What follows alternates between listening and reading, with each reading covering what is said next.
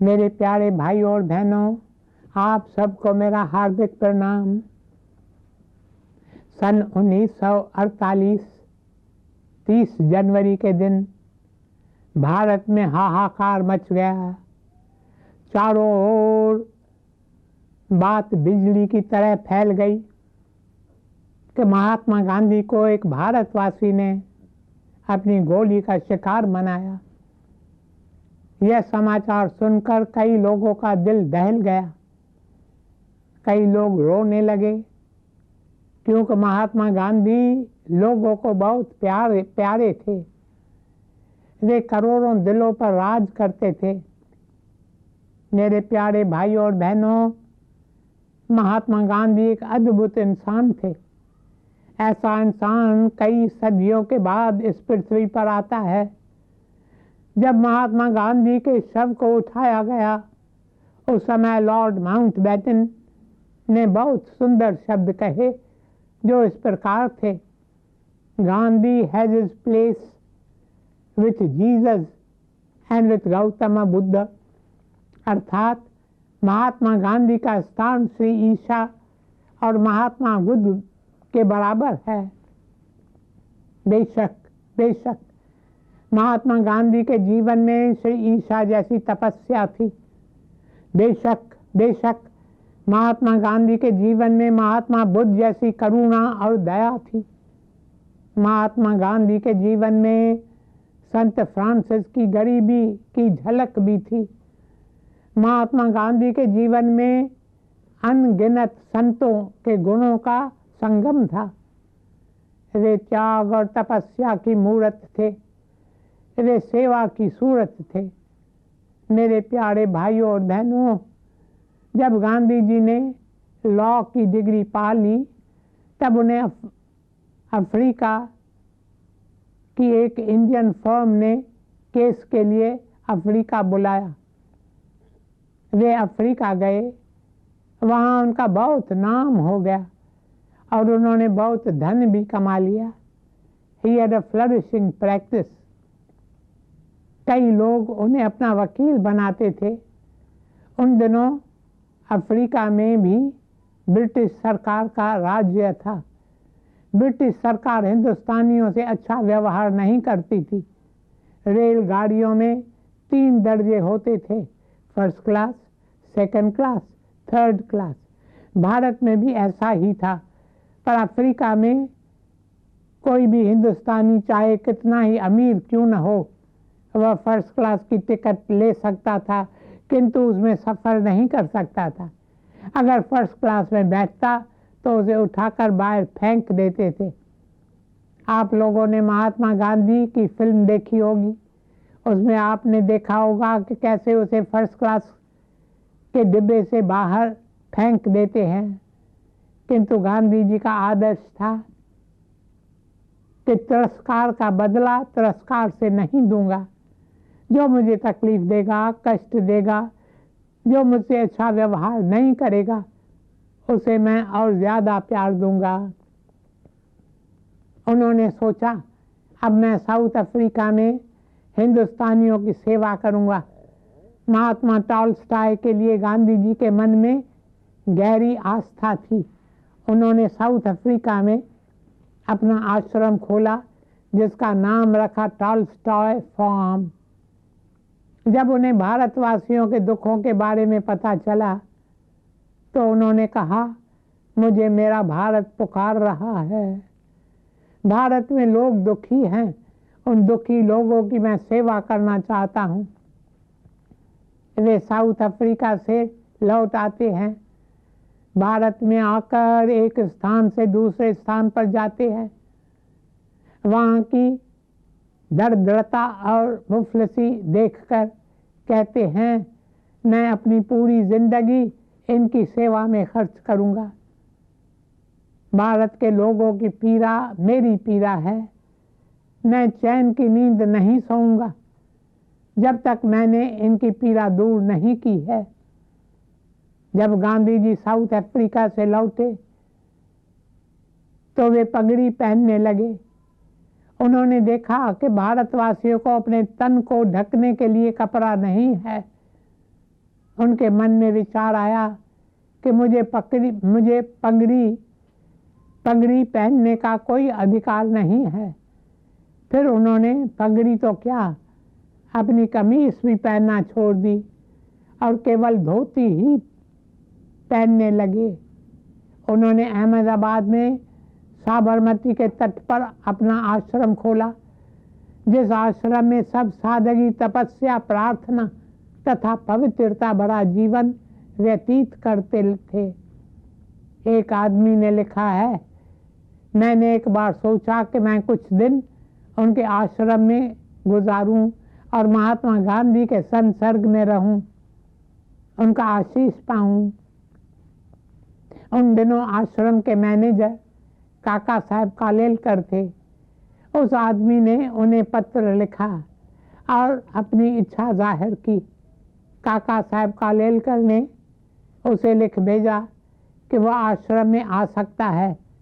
साथ ही साथ उन्होंने ये भी लिखा, जहाँ से आप आ रहे हैं वहाँ की रेलगाड़ी अहमदाबाद में रात को 2 बजे पहुँचती है, इसलिए मैं स्वयं आपको लेने आऊँगा। वह आदमी अहमदाबाद पहुँचता है। उसके पास बड़ा सा एक बिस्तर था और एक बैग थी। वह कहता है, मैंने अपना सामान रेलगाड़ी से उतारा और प्लेटफॉर्म पर खड़ा हो गया। मुझे काका साहब कालेलकर कहीं दिखाई नहीं दिए। स्टेशन पर काफ़ी भीड़ थी, इसलिए मैं स्टेशन से निकलकर बाहर खड़ा हो गया, पर फिर भी काका साहब कालेलकर मुझे कहीं दिखाई नहीं दिए। मैंने तांगा लिया और आश्रम पहुंच गया। रात का समय था, आश्रम में अंधेरा था, आश्रम में बिजली नहीं थी, वहाँ केवल एक लालटेन जल रही थी। तब मैंने एक आदमी को आते देखा, जिसका शरीर दुबला था। उसने घुटनों तक एक छोटी सी धोती बांध रखी थी। वह ऊंची आवाज में कहता है, काका साहब कालेलकर आप आ गए?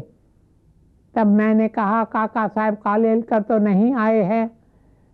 मैंने उन्हें स्टेशन पर बहुत ढूंढा, पर वे मुझे कहीं नजर नहीं आए। मैं तो स्वयं तांगा लेकर यहाँ आया हूँ। तांगे वाले ने मेरा बड़ा सा बिस्तर और मेरी बैग नीचे उतारी। तब उस दुबले पतले आदमी ने कहा, 2 ही चीजें हैं, एक तुम उठाओ और एक मैं उठाता हूँ। चलो मैं तुम्हें आश्रम के भीतर ले चलता हूँ।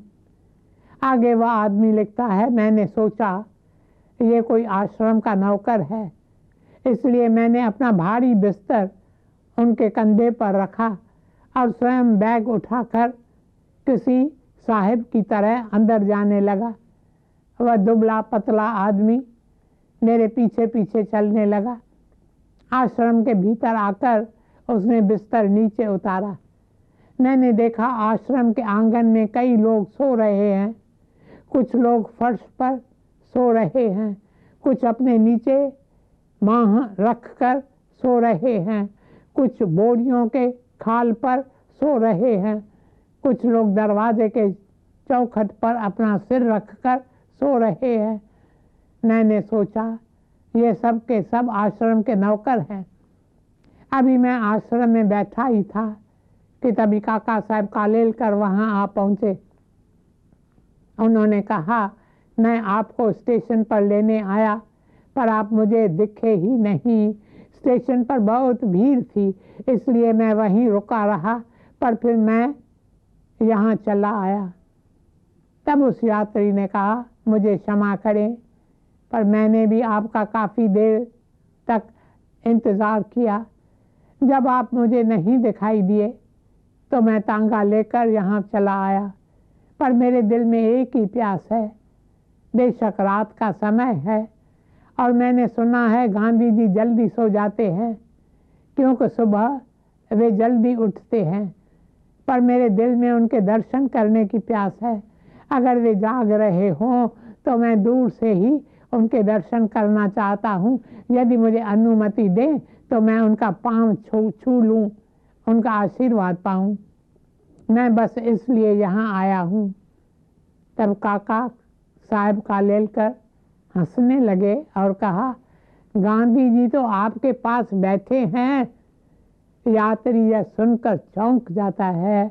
जिस व्यक्ति से उसने अपना भारी बिस्तर उठवाया वह कोई और नहीं, स्वयं गांधी जी थे। वह आदमी यह सोच सोचकर पसीना पसीना हो जाता है। वह मन ही मन कहता है, अरे ये मैंने क्या कर दिया। मैंने गांधी जी से इतना भारी बिस्तर उठवाया है। वह तुरंत उनके चरणों में गिर पड़ा और रोने लगा। उसने गांधी जी से क्षमा मांगी। तब महात्मा गांधी जी ने उसे सीने से लगाया। फिर उन्होंने कहा, मेरे प्रिय, तुम क्यों परेशान होते हो? तुम यहाँ मेहमान हो, तुम्हारी सेवा करना हमारा फर्ज है। वैसे भी तुम्हारे सामान में 2 चीजें थी। एक आदमी 2 चीजें कैसे उठा सकता है? एक तुमने उठाया और एक मुझे उठाने को दिया। इसमें कौन सी बड़ी बात है? वह आदमी आगे लिखता है, उस रात मुझे नींद ही नहीं आई। मैं बार बार सोचता रहा, ये मैंने क्या किया, ये मैंने क्या किया। मैं जिस महापुरुष के दर्शन करने के लिए मीलों दूर से यहाँ आया हूँ और आते ही अपना भारी बिस्तर उनसे उठवाया है। उसके बाद मैंने देखा महात्मा गांधी सुबह 3:30 बजे उठ गए। उसके बाद एक एक करके बाकी के आश्रमवासी भी उठने लगे। फिर सबने मिलकर प्रार्थना की, रघुवर तुमको मेरी लाज, सदा सदा मैं शरण तुम्हारी, तुम गरीब नवाज।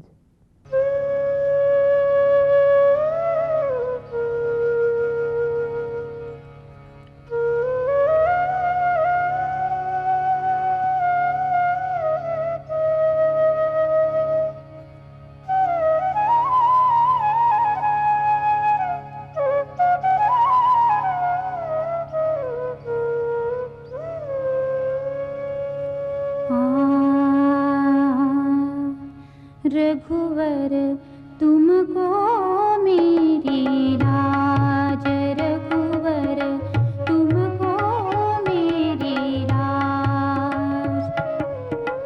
सदा सदा मैं शरण तिहारी, सदा सदा मैं शरण तिहारी। तुम गरीब नवाज, रघुवर तुम गरीब नवाज, रघुवर तुमको मेरी लाज, रघुवर तुमको मेरी लाज।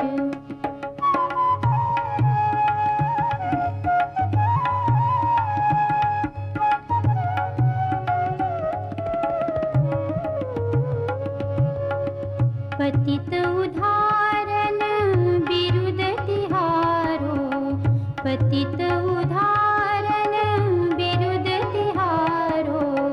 श्रवणन सुनी आवाज, रघुवर श्रवणन सुनी आवाज।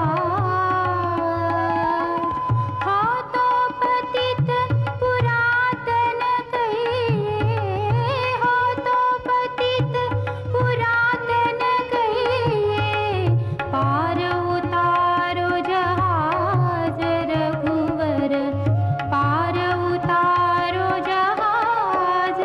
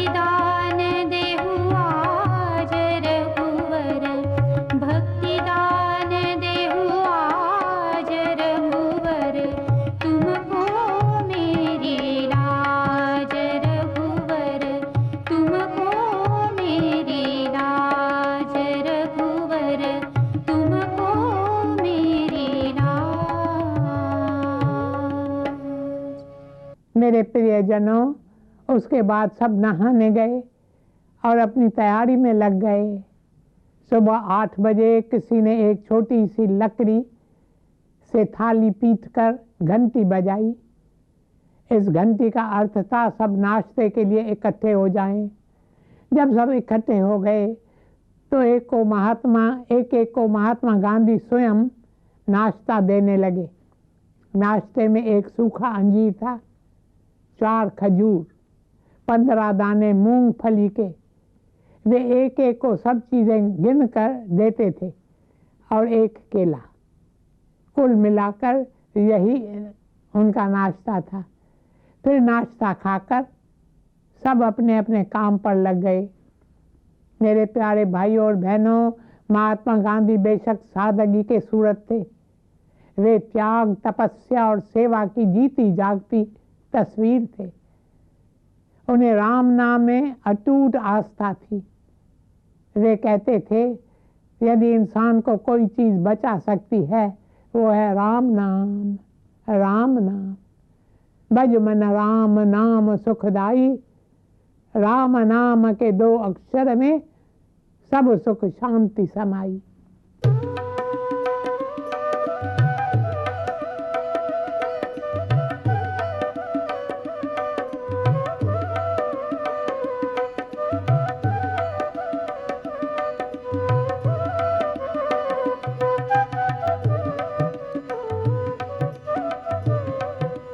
भज मन राम नाम सुखदाई। भज मन राम नाम सुखदाई। राम नाम के 2 अक्षर में, राम नाम के 2 अक्षर में सब सुख शांति समाई। मन सब सुख शांति समाई। मन राम नाम सुखदाई।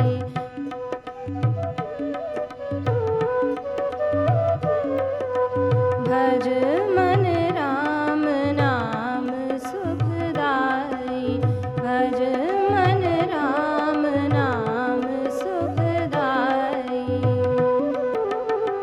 राम नाम के 2 अक्षर में, राम नाम के 2 अक्षर में सब सुख शांति समाई।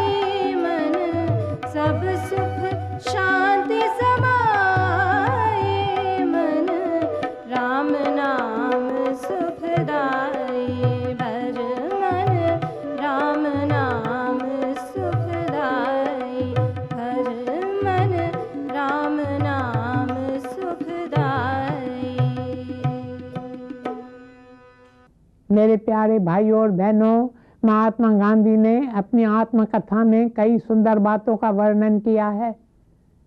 हमें उनकी आत्मकथा, जिसका शीर्षक है माय एक्सपेरिमेंट्स विथ ट्रूथ, अवश्य पढ़नी चाहिए। उसमें उन्होंने बताया है कि किस तरह राम के पावन नाम ने बार बार उनकी रक्षा की है। इस पुस्तक में एक जगह वे लिखते हैं, एक बार मेरे भीतर काम वासना जागी। जब मनुष्य के भीतर वासना की अग्नि जल उठती है तो मनुष्य की क्या दशा होती है, आप सब तो यह जानते ही हैं। पर जब गांधी जी के भीतर यह वासना जागी तो उन्होंने कहा, मैं वासना की आग में हार नहीं मानूंगा। वे लिखते हैं, उस समय मैंने राम नाम की धुनी लगा ली। मैं सारा दिन सारी रात, फिर दूसरा सारा दिन सारी रात, फिर तीसरा दिन तीसरी रात लगातार राम के पावन नाम का जाप करता रहा। मैंने राम नाम का दामन नहीं छोड़ा। उसके बाद मैंने देखा कि मेरी काम वासना शांत हो गई है। आगे गांधी जी ने लिखा है, उस दिन के बाद वासना ने मुझ पर कभी हमला नहीं किया। राम नाम में बहुत शक्ति है। मेरे प्यारे भाइयों और बहनों, मुझे लगता है यह बात 1926 या 27 की है। साबरमती नदी में जब बाढ़ आई थी, जैसा कि पहले मैंने आपसे कहा, गांधी जी का आश्रम साबरमती के तट पर था। साबरमती का पानी चढ़ गया। बाढ़ के कारण कई गांव डूब गए। सब लोगों को लगा साबरमती का पानी आश्रम तक आ जाएगा और आश्रम को डुबो देगा। सब आश्रमवासी घबरा जाते हैं। सरदार वल्लभ भाई पटेल को पता चलता है। वे अहमदाबाद से ट्रक के भेजते हैं। वे उनसे कहते हैं, तुम सब इन ट्रकों में अपना सामान लाद कर चले आओ, हम सब लोगों को रहने का प्रबंध कर देंगे। आश्रमवासी ट्रकें देखते हैं तो बहुत खुश होते हैं। सब के सब ट्रकों के आसपास भीड़ लगा देते हैं। सब सोचते हैं ऐसा न हो ट्रक भर कर चले जाए और हम पीछे रह जाएं। मेरे प्यारे भाई और बहनों, अब समय समाप्त हो रहा है, इसलिए कल देखेंगे कि कौन कौन ट्रकों में जाता है। ओम शांति शांति शांति।